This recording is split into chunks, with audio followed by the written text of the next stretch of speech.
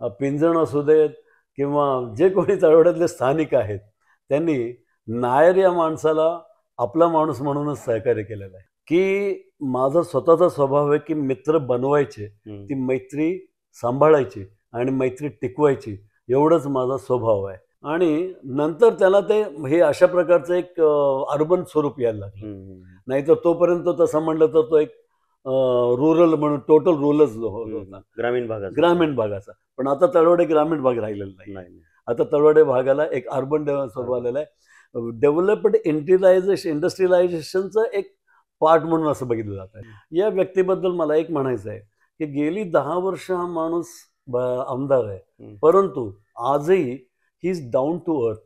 तुमच्या सामाजिक आणि राजकीय कर्तृत्वाला जर जनतेची साथ मिळाली तर खरा चांगला नेता बनू शकतो. आणि ती जी प्रतिभा आहे ती दादामध्ये आहे.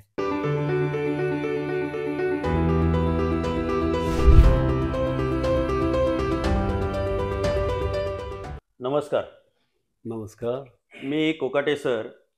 आज आपण अशा व्यक्तिमत्वाची मुलाखत घेत आहोत, अशा व्यक्तिमत्वाबरोबर बातचीत करत आहोत की ज्यांनी तळवडे ग्रामपंचायतीचं सदस्यपद भूषवलेलं आहे. औद्योगिक क्षेत्र असेल, बाकीचे क्षेत्र असतील, त्याच्यामध्ये उल्लेखनीय कामगिरी आहे. माणूस जन्माला कुठे आला, त्याचं आडनाव काय, याच्यावरती जास्त न राहता त्याचं कर्तृत्व काय आहे ते फार महत्त्वाचं राहतं. अशीच कर्तृत्वाने भरलेली माणसं असतात. त्यांचं आडनाव जरी वेगळं असेल तरी या मातीशी, या तळवडे गावातील मातीशी त्यांची नाळ जुळली आणि मग त्यांना इथली माणसं आणि इथल्या माणसांनी आश्रय दिल्यानंतर एकोप्याचा हा ऋणानुबंधन, हे सगळ्या ऋणानुबंधनांचा सोहळा, जीवनातलं हे सगळं त्यांचं व्यक्तिमत्व हे सगळं खुलून आलं. आणि मग पाहता पाहता ते तळवडे गावच्या ग्रामपंचायतचे सदस्य झाले. असेच एक औद्योगिक क्षेत्रामध्ये, उद्योग क्षेत्रामध्ये नावाजलेलं व्यक्तिमत्व आदरणीय रघुराम नायर साहेब यांना आपण आज भेटत आहोत. नमस्कार. नमस्कार सर. नमस्कार. तुम्हाला प्रश्न पडला असेल की भालेकर, तळवडेमध्ये असणारे बाकीचे आडनावाची सगळी मंडळी आणि मग या सगळ्या मंडळींमध्ये नायर नावाचा माणूस ग्रामपंचायतचा सदस्य झाला कसं काय? तर आपल्याकडे एक म्हण आहे की ज्या मातीमध्ये जन्माला आलो, त्या मातीची प्रामाणिकपणे सेवा केली, त्या मातीचा स्पर्श माणसाला झाला की तुमचं कर्तृत्व बहरतं. आणि इथल्या माणसांनी कधीच आपला गाववाला हा भेदभाव कधी केला नाही. आणि म्हणूनच कदाचित आपलं कर्तृत्व बहरल्यानंतर नायर साहेबांना तळवडे गावच्या ग्रामपंचायतचं सदस्यपद भूषवण्याची संधी मिळाली असेल. का तर इथल्या सगळ्या माणसांशी ते एकरूप झाले, मनाने एकत्र झाले, इथं उभे राहिले, जन्म इथं झाला आणि इथल्या मातीशी इतके एकरूप झाले की आपली कर्मभूमी, आपली जन्मभूमी, इथंच सगळं विश्व त्यांनी उभं केलं. त्यांच्याशीच आज आपण दिलखुलासपणे गप्पा मारणार आहोत. मला एक विचारायचं तुम्हाला, साधारण तुमची कितवी पिढी या तळवडे गावामध्ये असेल? मी तळवडे गावामध्ये माझी पहिलीच पिढी आहे. पहिलीच पिढी आहे. म्हणजे तुमचं मूळ गाव कोणतं? मी मूळचा केरळचा. केरळ. जन्मलो वाढलो इंदापूर तालुक्यात वालचंदनगरमध्ये. आणि शिक्षण, महाविद्यालयीन शिक्षण पुण्यात झालं. नंतर मग व्यवसायाच्या निमित्ताने पुण्यातच स्थायिक झालो. मग पुण्यात स्थायिक होताना तुम्ही पिंपरी चिंचवड मध्ये झालात की डायरेक्ट? नाही, डायरेक्ट मी पिंपरी चिंचवड मध्ये झालो. इथे तळवडेमध्ये झालं? हो, शिक्षण झाल्यानंतर डायरेक्ट इथं तळवड्यामध्ये झालो. आणि एका दृष्टीने तळवड्यात आल्यानंतर माझ्या दृष्टीने ही एक तळवडे माझी कर्मभूमी झालेली आहे. जो इथं आल्यानंतर देखील मी इंजिनियर म्हणून नोकरीच करत होतो. त्या नोकरीनंतर मग मी व्यवसाय सुरू केला आणि तेव्हापासून तळवड्यातच राहिलो आणि तळवड्यातील समाजाशी अशा प्रकारे एकरूप झालो, म्हणूनच मी ग्रामपंचायतीची निवडणूक लढू शकलो आणि निवडून आलो. साधारण किती साली तुम्ही ग्रामपंचायतीचे? 1995 झाली. 1995. 95 साली ग्रामपंचायतचे सदस्य झालात तुम्ही. इथं राहिला, या लोकांमध्ये राहिला, काय वाटतं तळवड्याच्या या लोकांच्या मानसिकतेबद्दल, या लोकांच्या आपुलकीबद्दल? मला असं म्हणेन मी की तळवडे गावातील लोकांनी मला सहज ऍक्सेप्ट केलं. मला नवल वाटलं. मी एक दाक्षिणात्य माणूस आहे आणि दाक्षिणात्य बॅकग्राऊंड असताना परत अजून एक होतं की जो माणूस असं इंजिनियर आणि व्यवसायात असतो त्याचा समाजाशी संबंध कमी होतो, कारण तो व्यवसायात जास्त वेळ त्याला द्यावा लागतो. तरीही तळवड्यातील आता शांताराम भालेकर आणि गोपाळ भालेकर हे माझे तळवड्यातले पहिले मित्र झाले. मित्र. हं. आणि यांनी मला मित्र म्हणून ऍक्सेप्ट केलं. हं. आणि एक अतिशय मला आनंद वाटते गोष्ट सांगायला, की गेले 35 वर्षामध्ये हे संबंध अजूनही दृढ झाले. आणि यांच्या थ्रू जेवढे तळवड्यातील भालेकर आहेत त्यांच्याबरोबर सगळ्यांशी माझे संबंध प्रस्थापित झाले आणि ते संबंध स्ट्रॉंग होत गेले. आणि आज त्यांच्यामध्ये मला वावरताना त्यांनी कधीही मला हे जाणू दिलं नाही की आय एम एन आउटसाइडर, म्हणजे बाहेरचे आहोत आपण ह्याची असं जाणीव मला कधी कधी जाणीव होऊ दिली नाही. झाली नाही. त्याबद्दल मला वाटतंय हा भालेकरांचा चांगुलपणा असेल मला ऍक्सेप्ट केल्याबद्दल. मला तुम्ही जेव्हा तुमच्या स्वतःच्या उद्योग व्यवसायामध्ये पडलात, मग तुमचा जागेचा प्रश्न निर्माण झाला असेल, मग जागेनंतर तुमचं स्वप्न चालू होण्याची सुरुवात झाली, प्रोडक्शन झालं, मग मार्केटिंग झालं, मग तुम्ही स्थिर स्थावर झाला. हे सगळं करत असताना तुम्ही इथं आलात तेव्हाच तळवडे आणि आत्ता जे काही तळवडे आहेत त्याच्यामध्ये काय बदल वाटतो? फार जबरदस्त फरक पडलेला आहे. ज्या वेळेला मी आलो त्यावेळेला इथं बेसिक इन्फ्रास्ट्रक्चर काहीच नव्हतं. पाण्याचा प्रॉब्लेम होता, लाईट नव्हती. मी स्वतःहून या भागामध्ये मी एक मंडळ स्थापन केलं आणि त्या मंडळाच्या थ्रू आम्ही MIDCचं पाणी विकत घेऊन आम्ही इथं डिस्ट्रीब्यूट करत होतो. त्या मंडळाचं साल किती असेल तेव्हा? हे अंदाजे 1992-93चा काळ आहे की पाणी नव्हतं आणि यांना म्हणजे रुपेनगरच्या लोकांना देखील पाणी नव्हतं. तर आम्ही MIDC कडनं पाणी घेऊन त्याचं डिस्ट्रीब्युशन आम्ही करत होतो आणि मी त्याचा अध्यक्ष होतो त्या मंडळाचा. हो. आणि त्या मंडळाच्या माध्यमातून आम्ही लोकांना पाणी पुरवठा करत होतो. आणि त्यानंतर ग्रामपंचायतीच्या काळानंतर ग्रामपंचायतीच्या काळामध्ये थोडे रस्ते बनवण्याचं काम झालं, गटारीचे कामं थोडी झाली, पण तो काही लिमिटेशन्स होते. त्या लिमिटेशनमध्ये काही कामं झाली. पण त्या काळामध्येच हळूहळू इंडस्ट्रियलायझेशन वाढायला लागलं, जबरदस्त वाढायला लागलं होतं. आणि 2000च्या आसपास मला वाटतं की आपला IT बेल्ट जो आहे, IT बेल्ट तळवड्यामध्ये झाला. त्याच्याशिवाय जबरदस्त कंपन्या त्यावेळेलाच सुरुवात झाल्या. आणि नंतर मला आठवतं त्या तेवढ्याच्या नंतरच्या 10-15 वर्षांमध्ये इंडस्ट्रीज एवढा जबरदस्त वाढल्या तळवड्यामध्ये.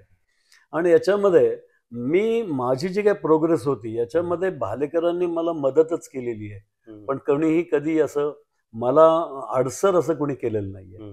तर एक आपल्यातला आपुलकीची भावना देऊन आपला माणूस असं समजून तळवड्यातल्या भालेकर असू देत किंवा तुमचे पिंजण असू देत किंवा जे कोणी तळवड्यातले स्थानिक आहेत त्यांनी नायर या माणसाला आपला माणूस म्हणूनच सहकार्य केलेलं आहे. म्हणूनच तुम्ही ग्रामपंचायतचे सदस्य. डेफिनेटली. ग्रामपंचायतचे सदस्य कशा सिस्टमने झाला तुम्ही? म्हणजे असं अचानक बाहेरचा माणूस इथं राहिला, इथं त्यांनी सगळं स्वतःचं विश्व उभं केलं आणि मग स्थानिक लोकांनी सुद्धा केरळचा माणूस, तो ना पश्चिम महाराष्ट्रातला, ना विदर्भातला, ना मराठवाड्यातला, ना कोकणामधला, ना मुंबईचा, केरळमधला माणूस तळवड्याच्या ग्रामपंचायत सदस्य, म्हणजे हा त्यांचा मोठेपणाच झाला ना गावाचा. डेफिनेटली. या प्रश्नावर मी एक जरूर उत्तर सांगू इच्छितो की माझा स्वतःचा स्वभाव आहे की मित्र बनवायचे, ती मैत्री सांभाळायची आणि मैत्री टिकवायची, एवढंच माझा स्वभाव आहे. त्या स्वभावामध्ये कुठेही राजकीय टच नव्हता. सामाजिक कार्याची आवड पहिल्यापासून होती. परंतु त्यावेळेला गोपाळ भालेकर जे माझे पहिले मित्र झाले तळवड्यातील, त्यांनी मला एके दिवशी म्हणलं तू इलेक्शन लढवणार. म्हणलं मला राजकारणात इंटरेस्ट नाही आणि ग्रामपंचायतीच्या राजकारणात तर बिलकुल नाही. मला that is a grassroot level politics आणि आय एम नॉट इंटरेस्टेड. म्हणलं ग्रासरूट लेवल पॉलिटिक्समध्ये मला जायचंच नाहीये, पॉलिटिक्समध्येच इंटरेस्ट नाहीये. तर नाही म्हणले तुला इलेक्शन लढवायची. आणि त्यांनी सांगितलं आणि मी फॉर्म भरला.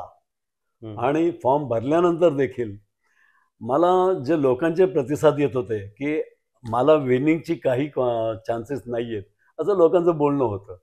माझ्याकडे त्यावेळी टेलिफोन होता. संध्याकाळी इलेक्शन संपल्यानंतर 1 तासाने मला गोपाळरावांचा फोन आला की तू जिंकलेला आहेस म्हणून. अरे वा. I was surprised. की धक्का बसला की ते म्हणून तिथं बसून ते बोलतायत, म्हणजे त्यांचा तेवढा अभ्यास होता. त्यांनी काय झालेलं आहे ते परिस्थिती त्यांना माहिती होती. मला म्हटलं ना पॉलिटिक्स मला घेणंच नव्हतं. त्यामुळं whether victory or no victory I didn't bother, मला काहीच घेणं नव्हतं. आणि म्हटलं सगळं आलो, मी निवडून आलो. मला एक सांगा नायर साहेब, तुम्ही जेव्हा इथं आला तेव्हाच तळवडे तुम्ही पाहिलं तेव्हा साधारण 1997 साली महानगरपालिकेमध्ये या गावांचा येस, समाविष्ट समाविष्ट झाला. झाला.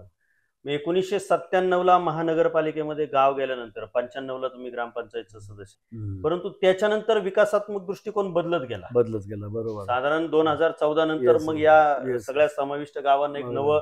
नवं रूप तयार नवं व्हायला रूप लागलं. तयार, या बरोबर. गावाकडं बानेर, बालेवाडी या पद्धतीने लोक पाहायला लागले. अगदी बरोबर. तळवडेला कोणत्या दृष्टिकोनातून लोक पाहायला लागले, तर आपल्या कपाळावरचा घाम मातीमध्ये जिरून इथून काहीतरी उभं करायचं आणि तळवडेमध्ये जाऊन राहायचं. म्हणजे इथं उच्चभ्रू वस्तीपासून तर सर्वसामान्य व्यक्तीपर्यंत काम करणारी माणसं, काम करणारी सगळी मायबाप जनता इथं स्थिर स्थावर झाली. कोणी 500 स्क्वेअर फुटाचं जागा घेतली, 1 गुंठा जागा घेतली, स्वतःची घरं बांधली. त्याच्यात ही सगळी मंडळी स्थिर स्थावर झाली. त्यांनी पाहिलेलं पहिलं तळवडे आणि आत्ताचं तळवडे याच्यामध्ये प्रचंड जबरदस्त फरक आहे. बदल झाला. तुम्हाला असा महानगरपालिकेमध्ये गाव गेल्यानंतर खरा विकास कधी झाला असं कधी जाणवतं तुम्हाला? कारण तुम्ही ग्रामपंचायतवरती सदस्य राहिला, तुम्हाला प्रशासकीय यंत्रणेचा अनुभव आहे थोडासा, आणि जरी तुमचं आडनाव नायर असेल तरी तुम्ही इथल्या लोकांशी मिळून मिसळून राहिले. पण तुम्हाला या भागाचा बदल कधी जाणवला का बदल होतोय या भागामध्ये? ऍक्च्युली 97 जसं इंटरलायझेशन सुरू झालं तरी समाविष्ट गावामध्ये महानगरपालिका लगेच सर्व काही सुधारणा देऊ शकली नव्हती. बरोबर. स्टार्टला रस्त्याच्या बाबतीत असू दे, लाईटच्या बाबतीत असू दे, मी स्वतः मला वाटतं त्रिवेणनगरमध्ये तळवड्यातून खांब आणलेले आहेत, MSCBचे पोल आम्ही आणलेले आहेत आणि लावलेले आहेत. तर त्यावेळेचा तो वेग फारच कमी होता. त्याला कदाचित असंही असेल की जेव्हा इनिशियल जे मोमेंटम आहे ते लगेच मिळालेलं नव्हतं. मग त्यावेळेला इंडस्ट्रीज वाढतायत, इंडस्ट्रीजमुळे लोकवस्ती वाढतीये. बरोबर. आणि लोकवस्ती आल्यामुळं कोणी कुठेही घरं बांधतात, तसे तुम्ही म्हणल्यासारखं अर्धा गुंठा घेतली, जागा बांधली, तर एक प्रकारे अनडिसिप्लिन्ड अशी एक डेव्हलपमेंट चालू. बरोबर. त्यानंतर की मागच्या 10 वर्षामध्ये काय झालं, याला एक काहीतरी थोडं एक सिस्टमॅटिक रूप मिळालेलं आहे. साधारण 2014 पासून एक सिस्टमाइज रूप मिळालेलं आहे, जेणेकरून मला आठवतंय की तळवडेच्या पुढं ते जे आपलं IT-चं जे पार्क आहे, IT पार्कच्या पुढची जी सोसायटी आहे, ती सोसायटी सगळे तुम्ही म्हणल्यासारखे उच्चभ्रू लोकांची सोसायटी पहिली झाली तिथे. ती कसं आहे, आता बघा विचार करा, गावामध्ये पलीकडच्या साईडला तिथं पहिली मोठी सोसायटी झाली आणि ती सोसायटी सगळी एज्युकेटेड लोक किंवा अधिकारी लोक किंवा इंजिनियर लोक अशांची सोसायटी, प्रशासकीय IT इन्फॉर्मेशन लोक झाली. तर थोडक्यात काय म्हणायचं की त्यानंतर त्या इंडस्ट्रियलायझेशनला रिलेटेड अँड फेवरेबल जी डेव्हलपमेंट आहे ती त्यानंतर स्पीड घेतला 2014. डेफिनेटली. आणि नंतर त्याला ते हे अशा प्रकारचं एक अर्बन स्वरूप यायला लागलं. नाहीतर तोपर्यंत तसं म्हणलं तर तो एक रुरल म्हणून टोटल रूरलच होता, ग्रामीण भागाचा. पण आता तळवडे ग्रामीण भाग राहिलेला नाही. आता तळवडे भागाला एक अर्बन स्वरूप आलेलं आहे. डेव्हलप्ड इंडस्ट्रियलायझेशनचं एक पार्ट म्हणून असं बघितलं जात आहे. बरोबर. तळवडेमध्ये ऑफिशियल MIDC नाहीये, परंतु तळवडे MIDC म्हणून लोक रेफर करतात तळवडेला. म्हणजे एवढे इंडस्ट्रियलायझेशन एवढं झालं. बरोबर. ऑफिशियल MIDC नाहीये, बरोबर, पण कंपन्या एवढ्या झाल्या तळवडे MIDC म्हणतात. बरोबर. That is a change. हा चेंज होत असताना तुम्ही आता हा जो आपला स्पाईन रोड गेला, इथले बाधित घरवाले झाले, कदाचित तुम्ही असाल त्याच्यात, ह्या सगळा प्रश्न प्रलंबित इतके वर्ष राहिला. फार जुना रस्ता स्पाईन रोडचा आणि तो तसाच राहिला. याला गती साधारण कशामुळे मिळाली? गती कशामुळं? मी एक म्हणेन की ह्या भागाला मिळालेलं, जसे 2014 पासून मला वाटतंय महेशदादा आमदार आहेत. महेशदादांनी आमदारकीची सुरुवात केल्यापासूनच इथले जे बेसिक जे प्रश्न आहेत, मग तो स्पाईन रोड जॉईनिंग असू दे किंवा तळवड्याचा तुमच्या गायरानाचा असू दे किंवा इथला पाण्याचा असू दे, लाईटचा असू दे, रस्त्याचा असू दे, हे प्रत्येक बाबतीत त्यांनी त्याचं स्वतःहून पर्सनली लक्ष घातलेलं आहे. या व्यक्तीबद्दल मला एक म्हणायचं आहे की गेली 10 वर्ष हा माणूस आमदार आहे, परंतु आजही he is down to earth, जमिनीवरती. जमिनीवर. त्यांच्या या ॲटिट्यूडमुळंच सर्वसामान्य माणूस आज काही एकदम सर्वसामान्य माणूस बरं का, ज्याचं काही पॉलिटिकल कॉन्टेक्स्ट नाही आहे, त्याचं विश्वच स्वतःचं फक्त कुटुंब आणि स्वतःच आहे, अशा प्रकारचा माणूस देखील कधी एखादा प्रॉब्लेम आला, मी महेशदादांकडे जाईन हे बोलतो. हा कॉन्फिडन्स हा कॉन्फिडन्स आहे. हा कॉन्फिडन्स सर्वसामान्य माणसामध्ये हा कॉन्फिडन्स आणि दादांबद्दल एक हा जो विश्वास जो निर्माण झाला, ते डेफिनेटली दादांचं क्रेडिट आहे. त्यांचं कार्य आहे. Yes, definitely. आणि त्यांनी त्याच्यामुळं आज बघा की एखादा सर्वसामान्य व्यक्ती देखील काही ना 10 माणसं असले तरी डायरेक्ट दादांना जाऊन भेटतो. हो. आणि दादांचा तो रिस्पॉन्स मी पाहिलाय की रेस्पेक्टिव्ह ऑफ युअर कास्ट, क्रीड, रिलिजन बरोबर. आणि एज अँड स्टेज, लहान विद्यार्थी असू दे, कामगार असू दे, शेतकरी असू दे किंवा व्यवसायी असू दे, व्यावसायिक असो. कोणी असू दे, दादांचा जो रिस्पॉन्स जो आहे ना, ते totally how can I satisfy him, hmm. या अशा प्रकारचा एक हे असतो. काम म्हणजे ऑन द स्पॉट लगेच त्याचं काम कसं होईल या बरोबर. प्रकारचा एक रिस्पॉन्स असतो. आणि हा रिस्पॉन्स खरोखरच वाढणार आहे. आणि त्याच्यामुळंच जसं म्हणतात कर्तृत्वाला नशिबाची साथ मिळाली की साथ जीवनाचं सोनं होतं, तसंच तुमच्या सामाजिक आणि राजकीय कर्तृत्वाला जर जनतेची साथ मिळाली तर खरा चांगला नेता बनू शकतो. आणि ती जी प्रतिभा आहे ती दादामध्ये आहे.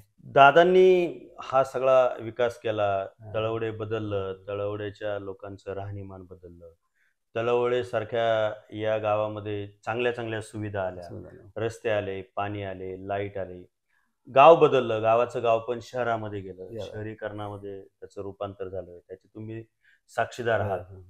पण त्या व्यक्तिमत्वाबद्दल म्हणजे दादांबद्दल तुम्हाला अशी अटॅचमेंट काय वाटते की दादा आपलेच आहेत? मी मगाशी एक मुद्दा सांगितला, सर्वसामान्य माणसाला दादांबद्दल काय वाटतं, आणि सर्वसामान्य माणसामध्ये दादांनी हा डेव्हलप केलेला एक कॉन्फिडन्स की yes there is somebody for you, दादा म्हणजे माझे, दादा म्हणजे माझेच, आणि काही प्रॉब्लेम आला, अरे दादा आहेत, माझं काम होऊन जाईल. बरोबर. हा एक कॉन्फिडन्स तो दादाने निर्माण केला, नंबर 1. नंबर 2, दादांचं प्रत्येक जे बाकीचे जे फॅक्टर्स आहेत, जसं थोडक्यात वारकरी संप्रदाय, वारकरी संप्रदाय की आपण माणूस कोणीही भेटलं की त्याला पाया पडतो. बरोबर. आजही कोणी असं भेटलं, दादाने मी पाया पडताना पाहिलेलं आहे. बरोबर. की त्याच्यामध्ये म्हणजे दादामध्ये हे वारकऱ्यांचे जे गुण आहेत, जे का वारकरीला लागणारे जे काही क्वालिटीज म्हणावं लागतील, त्या दादांच्यामध्ये जोपासलेल्या आहेत दादा.